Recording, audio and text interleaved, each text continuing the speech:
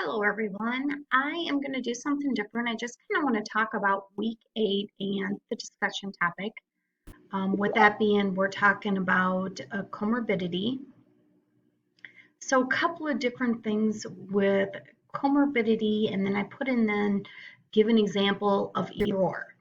Keep in mind that a complication is something that the patient did not have, and it again, that complication arises while they're in the hospital.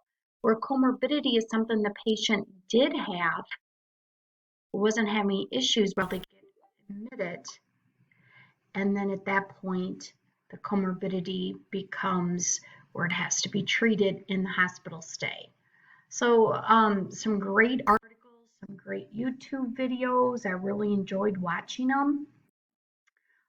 We went from, we'll start here with Elvira. She had patient history of diabetes, heart disease, high blood pressure, smoker, admitted to the hospital, complaining of pain and discomfort. Patients being treated for a heart attack. Okay, with this, coming in for a heart attack is going to be the principal diagnosis.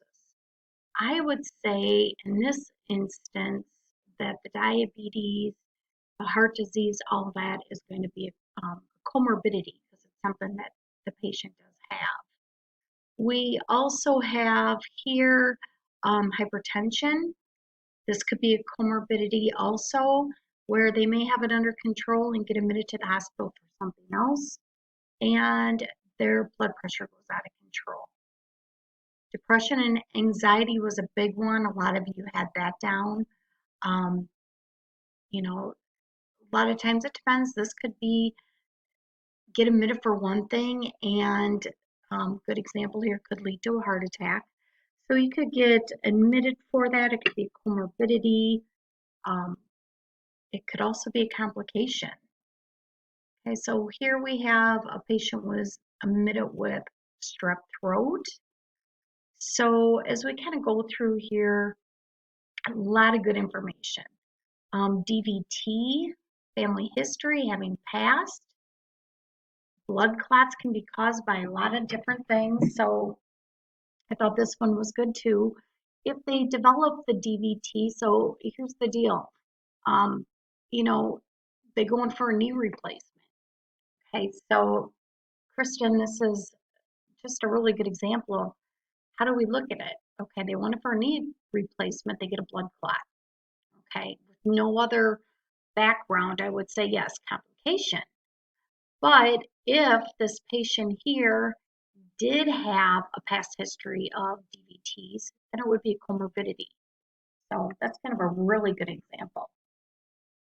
Hey, we have here migraines, Raynaud's disease.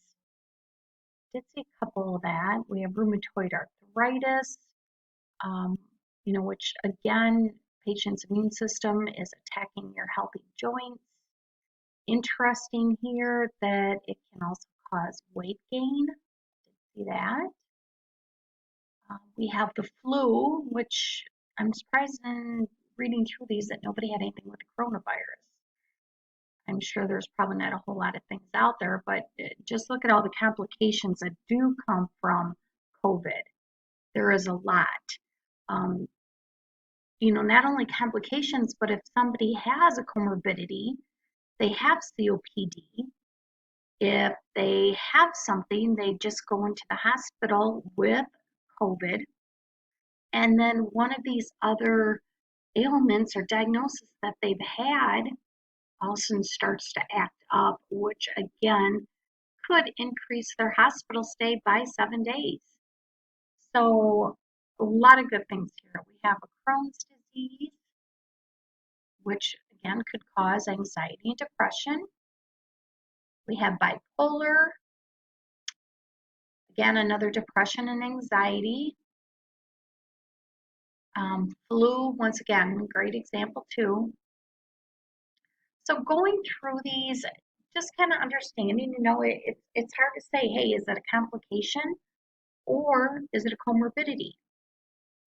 So either or, whatever one it is, you consider it, and it probably actually a lot of times going to increase the payment of that patient's hospital stay. We'll get more into that DRG next year on how these do increase hospital stays, but they have to be, again, a major CC. So good job, everybody, on this. And I just got done correcting your exams. They were great. Good job, and let's keep this semester going well.